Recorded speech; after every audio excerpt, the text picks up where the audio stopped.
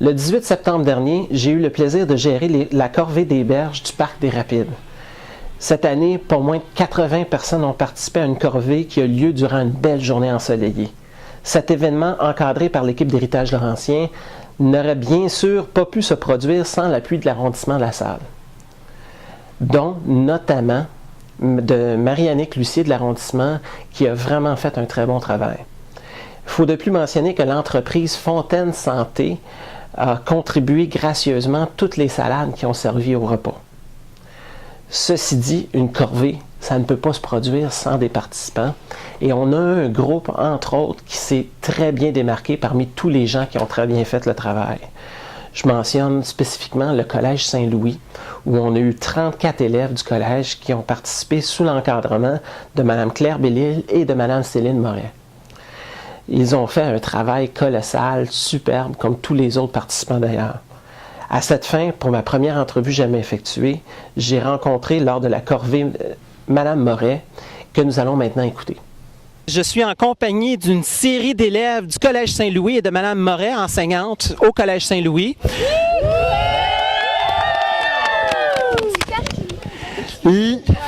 Les gens du Collège Saint-Louis, les jeunes de secondaire 1 et de secondaire 2 de l'édifice de la Chine, sont venus aujourd'hui faire une corvée de nettoyage des rives dans le cadre des corvées de berge. Alors, je suis une résidente de Verdun. Je suis quelqu'un qui profite régulièrement l'été de ce parc. Et pour moi, c'est important aujourd'hui de venir participer à cette journée où on nettoie notre environnement dans lequel on vit. Prendre conscience aussi de comment on doit se comporter dans ces milieux-là. Voilà. Merci beaucoup. Est-ce que vous avez trouvé des objets intéressants aujourd'hui? Alors, on a trouvé des objets en grande quantité. Je vous dirais les objets les plus fréquents, c'était particulièrement des bouteilles de verre et de plastique, mais on a trouvé toutes sortes de choses allant de vêtements, comme on a dit, des caleçons, soutien-gorge, des papiers d'emballage, de chocolat, de chips, des morceaux de fer, des jumelles, des balles de tennis, des piles électriques aussi, des batteries qu'on a trouvées, des papiers, des journaux, des poteaux, des cigarettes, beaucoup d'objets en fait. De choses au fond. Oui, oui. À travers, on a... Juste vous mentionner, j'aimerais demander aux élèves, donnez-moi tous une réponse. Est-ce que vous avez trouvé beaucoup de sacs en plastique? Oui! Et les sacs en plastique, en fait, et les emballages de nourriture, c'est en fait un gros problème parce que ces objets-là en plastique léger dérivent très graduellement sur le fleuve et éventuellement, ils sont emportés jusqu'à l'océan où des animaux vont les consommer. Et c'est un gros problème, en fait. On estime qu'il y a à peu près 100 000 mammifères marins par année qui meurent en consommant des objets en plastique tels des sacs en plastique.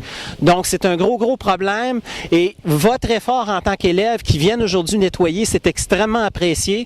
Fait que je pense qu'on peut donner une bonne main d'applaudissement à tout le monde qui participe. Bravo!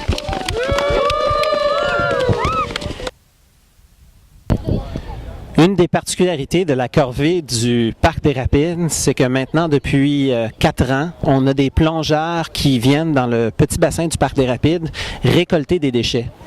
Donc, les plongeurs vont venir et vont se rassembler le long des rives et fouiller. Et on retrouve quand même une bonne diversité d'objets différents qui sont récoltés dans le fond du fleuve. Donc, je suis maintenant avec M. Robin Fabiani de Total Diving. M. Robin Fabiani est un des bénévoles qui est venu aujourd'hui nous aider et qui participe à la corvée de nettoyage avec les plongeurs aujourd'hui dans le fleuve. Bonjour, monsieur. Bonjour.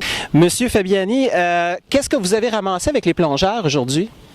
Ben, comme on peut voir, on a ramassé des bidons, des pneus, des cônes de signalisation, des grillages, des poteaux et une canne à pêche. Et il y a encore d'autres plongeurs qui sont en train de faire de la récupération pour essayer de récupérer des bouteilles, des choses comme ça, pour garder justement l'environnement plus propre et plus propice pour les poissons. Pourquoi est-ce que les plongeurs de Total Diving, ça fait quand même facilement une douzaine d'années que vous faites des corvées le long du fleuve Saint-Laurent avec Héritage Laurentien, pourquoi est-ce que les gens de Total Diving s'impliquent activement à ces corvées-là à chaque année? Pour nous autres, c'est... comment je pourrais dire? Quelque chose qui est important parce que quand on plonge, on aime ça voir la vie marine, comment ça se développe. Et si on laisse beaucoup de détritus, ça dérange énormément les vies marines. Donc les poissons, tous les animaux, les invertébrés, tout ça, ne sont pas dans leur milieu naturel. Après la pause, nous ferons le bilan sur les résultats des corvées, car le moins qu'on puisse dire, c'est qu'ils ont été des plus impressionnants.